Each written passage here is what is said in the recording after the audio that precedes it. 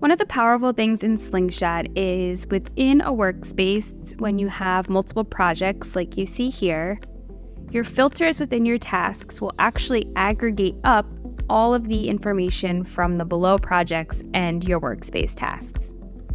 So if I want to add a filter and I want to see everything that the marketing team is working on that is currently in progress. So it's either in progress, it's in review, or it was started and now it's blocked.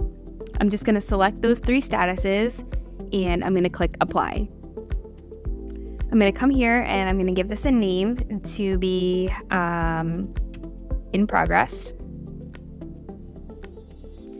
And you can see that all of the tasks within the different projects in here got aggregated up into a single list.